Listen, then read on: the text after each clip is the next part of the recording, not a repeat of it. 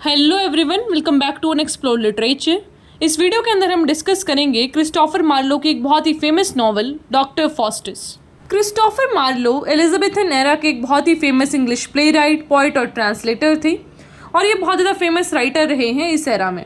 इनके कुछ famous works हैं Hero and Leander, Tamburlaine the Great, Edward the Second, the Tragical History of Doctor Faustus, Dido and Queen of Carthage. बात करें Elizabethan age की तो इसे golden age of English literature माना जाता है और इस टाइम पे जो विमेन रूल चल रहा था उसको भी बहुत ज़्यादा चैलेंज किया गया। इसे गोल्डन एज इसलिए बोला जाता है क्योंकि इस टाइम पे जो इंग्लिश लिटरेचर है, म्यूज़िक, पोइट्री, ये जो सारी चीज़ें हैं ये बहुत अच्छे से उभर के आई एंड ये फ्लरिश हुई। एंड इस टाइम को हम देख सकते हैं एक पीस का टाइम, जब बहुत सारे वॉर्स चल रहे थे जैसे कि वॉर ऑफ रोजेस, फिर वहाँ पे जो रिलीजियस बैटल्स हैं वो भी चल रही थी। तो उस टाइम के बीच में जो एक इंटरनल पीस का टाइम था उसे हमने एलिजाबेथन एरा के नाम से जाना है। अब सीधा प्ले की समरी को डिस्कस करते हैं। तो स्टार्टिंग में हमें बताया गया है कि एक डॉक्टर फॉस्टस नाम के स्कॉलर हैं जो कि विटेनबर्ग जर्मनी के अंदर रहते हैं एंड इनको ऐसा लगता है कि अब इन्होंने ना सारा जो स्टडीज़ है वो कर लिया है ट्रेडिशनल वाला, इसलिए अब इनको ब्लैक मैजिक है जो वो सीखना चाहिए। तो वो अपने जो सर्वेंट है वेगनर नाम के उसको बुलाते हैं कि भाई देखो तुम ना दो लोग हैं, वेल्दिस और कॉर्नेलिस, इनको बुला के लेके आओ क्योंकि जो दो लोग हैं इनको क्या सिखाएंगे, मैजिक करना सिखाएंगे।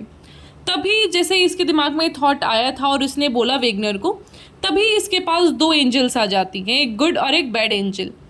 तो जो गुड एंजल है वो उसको ट्राई करती है ऐसा कन्विंस करने का कि भाई देख ये हरकतें अच्छी नहीं है और तुम ऐसा मत करो और भगवान भी तुम्हें पाप कर देगा इस चीज़ का और कभी माफ़ नहीं करेगा। लेकिन बैड एंजल उसको बोलती है कि यार कर ले, ऐसा ही तो नॉलेज आता है, अब तूने सब कुछ पढ़ लिया तो ये तो पढ़ना चाहिए तुझे। तो उसके दिमाग में जो कॉन्फ्लिक्टिंग चीज़ें हैं वो चल रही थी उस टाइम पर। फिर उसके बाद क्या होता है कि जो वेल्दिस और कर्नेलिस हैं वो आते हैं और अपनी स्पेल बुक दे देते हैं फॉस्टस को कि ले इससे पढ़ाई कर और सीख जा सारी चीज़ें। तो जब फॉस्टस उनको पढ़ता है तो ही learned how to summon the spirits. अब ये स्पिरिट्स को समन करना सीख गया। तो जो दो स्कॉलर्स होते हैं जो फॉस्टस को जानते हैं उसकी रेपुटेशन की वजह से कि भाई ये आदमी ना बहुत अच्छा लर्नर है, और अब उसको पता चलता है कि ये तो ब्लैक मैजिक सीख रहा है, तो फॉस्टस को ऐसा रोकने की कोशिश करते हैं। वेगनर को भी बोलते हैं कि यार उसको समझाओ वो कैसे कैसे काम कर रहा है। लेकिन बाद में जो वेगनर है ही टोल्ड देम कि ये जो फॉस्टस है ना ये तो वेल्दिस और कॉर्नेलिस से क्या सीख रहा है, ब्लैक मैजिक। तो वो लोग भी निराश होकर वहाँ से चले जाते हैं। अब इसके बाद क्या होता है, जो फॉस्टस है वो अपनी सारी लर्निंग्स का यूज़ करके एक एविल स्पिरिट को समन करता है, उसका नाम होता है मेफिस्टोफेलिस। तो फॉस्टस अब मन में सोचता है कि ये बंदा मेरी सारी बात मानेगा और मैं इससे सारा काम करवा लेता हूँ। लेकिन जो मेफिस्टोफेलिस है वो बताता है फॉस्टस को कि यार देखो मैं तब तक कुछ नहीं कर सकता जब तक मेरे को लूसीफर का ऑर्डर ना हो, तो लूसीफर के जो ऑर्डर्स हैं वही मैं मानता हूँ। तो फॉस्टस को ये हो गया कि भाई अब लूसीफर के भी ऑर्डर्स मुझे मतलब ऐसा टेक केयर करना पड़ेगा उनका भी। तो फॉस्टस है तो वो ऑफ़र देता है मेफिस्टोफेलिस को कि तुम जाओ और लूसीफर को मेरी सोल ऑफ़र कर दो ऑन द कंडीशन कि मुझे 24 घंटे के लिए अनलिमिटेड पावर और नॉलेज मिलेगा। तो मेफिस्टोफेलिस है वो चला जाता है लूसीफर के पास। अभी जो सर्वेंट होता है फॉस्टस का उसका अलग ही दिमाग चल रहा है। वो क्या एक क्लॉन को पकड़ के लेके आता है कि ना तुम मेरे सर्वेंट बन जाओ और मैं तुम्हें प्रॉमिस करता हूँ कि सारा मैजिक सिखा दूंगा, क्योंकि जो मेरे सर है ना वो उनको मैजिक आता है और मैंने भी उनसे सीख रखा है, वो मैं तुझे सिखा दूंगा, तो मेरा सर्वेंट बन जा। ऐसी स्कीम बाजियाँ लगा रहे हैं वहाँ पे। तभी जो फॉस्टस है वो थोड़ा टेंस्ड हो जाता है कि यार मैंने डील कर तो दी लूसीफर के साथ, लेकिन ना थोड़ा सा मुझे डाउट है इस चीज़ के बारे में। तो ये जो डिबेट है वो रिपेंट करना स्टार्ट कर देता है। फिर वो भगवान के बारे में भी सोचता है। दो एंजल्स फिर से आ जाती हैं उसके पास और अपने अपने तरीके से उसको मनाने की कोशिश करती हैं। जो फॉस्टस है वो रिन्यू करता है अपने आइडिया को कि यार ठीक है अब जो मैंने सोच लिया ना मैं वही करने वाला हूँ। लेकिन उसके दिमाग में बहुत कन्फ्यूज़न था इस चीज़ को लेके कि उसे ये करना चाहिए नहीं करना चाहिए। कुछ ये जो हमारी ये जो एंजल्स आ रही हैं इनको हम एक उसके इनर थॉट्स भी मान सकते हैं कि उसके दिमाग में दो चीज़ें चल रही थी, एक पॉजिटिव एक नेगेटिव। एक तो था कि वो पावर के लिए सारी चीज़ें करप्ट करता जा रहा था, and on the other hand जो उसका एक रिलीजियस एस्पेक्ट था, जो उसका एक फेथ था, मोरालिटी था, वो उसको ये करने से रोक रहा था। तो वो जो सारी चीज़ें हैं यहाँ पे बताई गई हैं। उसके बाद जो मेफिस्टोफेलिस है वो आ जाता है और फॉस्टस उससे पूछता है कि भाई हाँ बताओ डील का क्या रहा। तो फॉस्टस उससे पूछता है कि हेल के बारे में बताओ कि वहाँ पे कैसे जाते हैं, कैसे क्या रहता है। तो मेफिस्टोफेलिस बोलता है कि हाँ हाँ बता दूंगा, रुको पहले तुम एक एग्रीमेंट साइन करो अपने खून से। जैसे ही फॉस्टस अपना खून निकाल के ऐसा साइन करने लगता है तभी उसका जो ब्लड है वो कोगुलेट हो जाता है। अब उसको ठीक करने के लिए वहाँ पे हॉट जो कोयला है उसके ऊपर उसका ब्लड रखा जाता है ताकि वो पिघल जाए। Then that agreement was sign by Faustus. फिर जो मेफिस्टोफेलिस है वो बहुत सारे डेविल्स को बुला लेता है और वो उसको ना बहुत सारी रिचेस दे देते हैं, मतलब बहुत सारा पैसा एंड ऑल सब कुछ दे देते हैं इसको, फॉस्टस को। तो जो फॉस्टस है मेफिस्टोफेलिस को बहुत सारे क्वेश्चंस पूछता है हेल हेवन के बारे में। फिर फॉस्टस उसको बोलता है कि क्या उसे वो एक वाइफ ला के दे सकता है। तो मेफिस्टोफेलिस एक ऐसा ह्यूमन वाइफ की जगह उसे एक डेविल वाइफ ला के दे देता है। तो जो मेफिस्टोफेलिस है बाद में उसे बहुत सारे बुक्स भी देता है जिसके अंदर इसकी एस्ट्रोनॉमी की नॉलेज होती है, स्टार्स की, प्लैनेट्स की। तो फॉस्टस बहुत ज़्यादा घुस जाता है इन चीज़ों के अंदर, लेकिन बाद में उसे थोड़ा थोड़ा रिग्रेट भी हो रहा होता है कि भाई मैंने अपनी सोल बेच दी है इसको। और एंजल्स भी बार बार अपीयर हो रही है वहाँ पे, तो इसके दिमाग में बड़ा कन्फ्यूजन चल रहा है इस चीज़ को लेकर कि उसका ऑफर सही था नहीं था। उसके बाद जो फॉस्टस है वो पूछता है मेफिस्टोफेलिस से कि ये बताओ कि जो पूरा वर्ल्ड है वो किसने बनाया है। अब मेफिस्टोफेलिस ये तो बोल नहीं सकता था कि गॉड ने बनाया है क्योंकि ही वॉज अ डेविल, तो इसलिए वो इसका कोई भी आंसर नहीं देता है। तो यहाँ पे फिर उसको और दुख होने लग जाता है कि भाई ये भी आंसर नहीं दे रहा अब तो, और भगवान का भी मैंने बिल्कुल ये हो गया कि मैंने उन पे से विश्वास हटा लिया है, तो आई एम गोना डाई अब सून। तो उसको रियलाइजेशन हो गया था।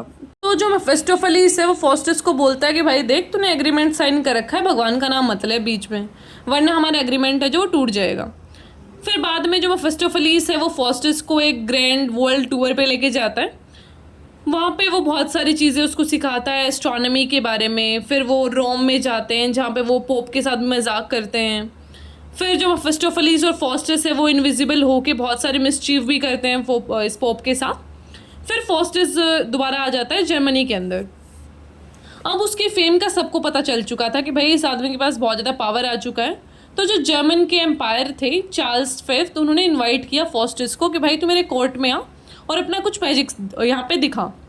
तो जो फॉस्टस है वो समन करता है वहाँ पे अलेक्जेंडर द ग्रेट को ताकि वो इम्प्रेस कर सके एम्परर को। लेकिन a knight of his is uncomfortable with a devilish magic. उसके बाद क्या होता है, जो फॉस्टस है वो रीपे करता है नाइट को विद रूडनेस। तो वहाँ पे बहुत सारी चीज़ें होती हैं उस किंगडम के अंदर। तो उनका बताया गया कि कैसे जो फॉस्टस है वो अपने पावर का यूज़ करके सबको ऐसा शॉक कर रहा है कि देखो मैं ये भी कर सकता हूँ, ये भी कर सकता हूँ।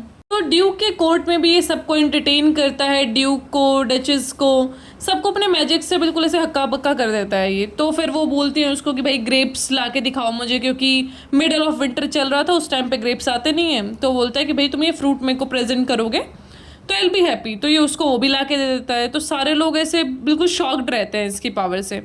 लेकिन इसका जो रियलाइजेशन था, जो वरीज थी, वो धीरे धीरे और ज़्यादा बढ़ रही थी। कुछ स्कॉलर्स इसको बोलते हैं कि देखो फॉस्टस, तुम ना हेलेन ऑफ ग्रीस है जो, उसके स्पिरिट को बुलाओ जो कि सबसे ब्यूटीफुल वुमेन थी इस वर्ल्ड के अंदर। तो एक old man appear and he urges Faustus कि भाई तुम ना ऐसा रिपेंट कर लो, भगवान का नाम अभी भी ले लो, वरना तुम खत्म हो। ऐसा बिल्कुल पाप करा है तुमने बहुत बड़ा, ऐसे भगवान को चीट करके या फिर उनके टुवर्ड्स अनफेथफुल होके। लेकिन तभी जो मेफिस्टोफेलिस है वो बहुत गुस्से हो जाता है और इसको बोलता है फॉस्टस को कि यार तू तो गद्दार है बहुत, एक आदमी ने क्या बोला तू तो बिल्कुल ही झुक गया, तूने सारे एग्रीमेंट को मिटा दिया हमारे। तो ये सारी बातें चलती हैं यहाँ पे। एंड जैसे ही उसका डेथ नियर था फॉस्टस का, तो वो बहुत ही दुखी होने लग जाता है और अपने स्कॉलर्स को बोलता है कि देखो यार मेरी ये डील थी, वो सबको बता देता है अपने डील के बारे में। And then he go to pray for his soul कि मेरी सोल की रक्षा करें। देन फॉस्टस जैसे ही रियलाइज़ करता है कि उसके पास सिर्फ कुछ ही आर बचे हैं, तो आराम से बैठ के वो ऐसा बिल्कुल रोने का शक्ल बना लेता है। And then he start to repent on the things. And वो एक लास्ट प्रॉमिस करता है कि यार देखो तुम इन सारे किताबों को बर्न कर देना, ताकि कोई भी आदमी ये जो नॉलेज है, ये जो ब्लैक मैजिक का नॉलेज है, उसको ना ले और अनफेथफुल ना हो गॉड के लिए। इसी के साथ जो हमारा प्ले है वो ख़त्म होता है। अब बात करते हैं थीम्स की। हमारा सबसे पहला थीम है सिन, रिडेम्पशन, डैम्नेशन। तो ये सारी चीज़ें हमें पूरे प्ले के अंदर देखने को मिली कि कैसे सिन का कैसे कॉन्सेप्ट बताया गया है कि आप एविल पावर्स की तरफ जब झुक जाते हैं तो आप भगवान को भूल जाते हैं। Then the second theme is conflict between medieval and the renaissance values, कि जो नया साइंस एंड ऑल का नॉलेज आ रहा था उससे लोग अनफेथफुल हो रहे थे। Then the third thing is power as a corrupting influence, कि जैसे आपके पास पावर आता है आप करप्ट हो जाते हैं। The next one is divided nature of man, कि इंसान के अंदर ना दो पावर्स रहती हैं, एक गुड और बैड। गुड उसको इन्फ्लुएंस करती है अच्छा काम करने के लिए, and the bad one does the opposite, जो कि उसको एविल जो हरकतें हैं वो करने में मजबूर करती हैं। The last theme is ambition, desire and free will, कि इंसान जो अपने डिज़ायर्स हैं उनके वश में आके कुछ भी करता है and then he turns unfaithful towards the good. इसी के साथ आपका जो ये पूरा प्ले है वो ख़त्म होता है। आई होप ये आपको समझ आया होगा। फिर भी कोई क्वेश्चन है तो उसे आप पूछ सकते हैं कमेंट बॉक्स में, ऑन इंस्टाग्राम, ईमेल मी, और you can also connect with me on Telegram. Alright, so I will meet you in the next video. Till then take care, stay happy and stay healthy.